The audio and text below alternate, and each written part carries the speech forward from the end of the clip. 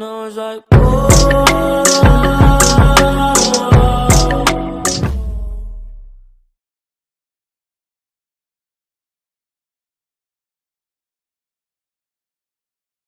Hello guys, welcome to our YouTube channel Algorithm Pod. My name is Jitesh. So here I am with a new video in our series Cryptography and Network Security. So let's jump right into it. Now, as we have mentioned in earlier videos, there are three types of cryptographic techniques: symmetric key cryptography, asymmetric key cryptography, and hash functions. So in this series of video, we are going to explore this symmetric key cryptography and asymmetric key cryptography in detail, along with the algorithms which are associated, which makes use of these kind of cryptographic techniques. So let's jump right into it. Now the first one, if you remember, was blocks asymmetric key cryptography. As we can recall, symmetric key cryptography makes use of a single key for encryption as well as decryption. Now it is also called as block cipher.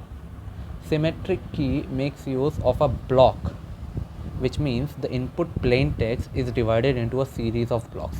The block size can be like 40, 64, 16, 128 and 256. Now there are three things which we need to remember while we are dealing with block cipher principles. First thing is number of rounds. You see, in block cipher techniques, the encryption and decryption are performed on each and every block on within a series of rounds. The number of rounds can vary, like 10, 16, etc. 10, 16, 27. More of the, if the number of rounds are more, the complexity is more, the more difficult it will become for the attacker to decrypt the messages. The second is design of function. Design of function is basically, function refers to a method of performing a task. Now design of function. So what do we need a function for?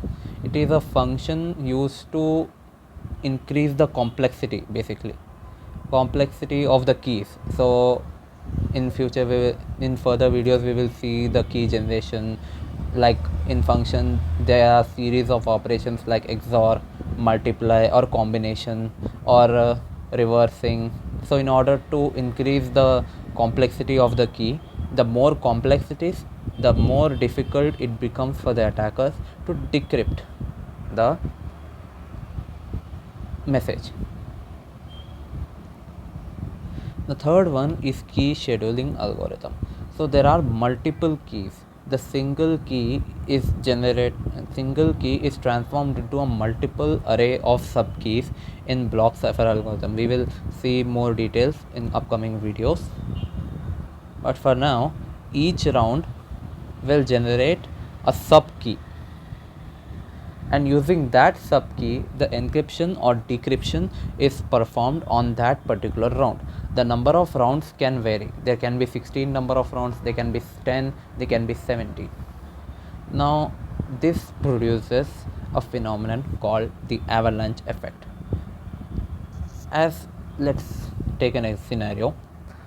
Let's say there is an encryption algorithm which takes total of 10 rounds, 0 to 9. Now as these rounds increase, 1, 2, 3, 4, 5, 6, 7, 8, 9, 10, within this 10 rounds, the encryption and decryption. So we have given our plain text in the first round.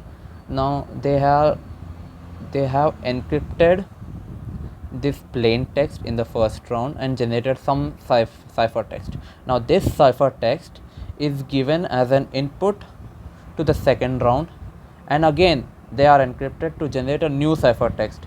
Then again this process is repeated until the end.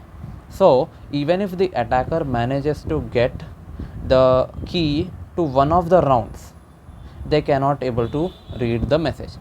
This is the basic idea behind the block cipher algorithms. If they manage to get some keys, some information out of any one of their rounds, they should not be able to take it. They should not be able to read the message. That is the basic idea behind the block cipher algorithm. So we are basically increasing the difficulty of the attacker to decrypt our messages.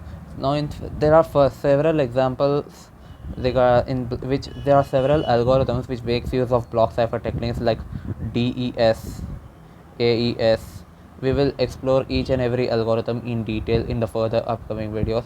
So that's it for these videos, guys. Thank you so much for the watch. Thank you so much for watching this video. Make sure to hit the like button, hit the subscribe button, and make sure to hit the bell icon for future notifications. Thank you guys for watching. See you in the next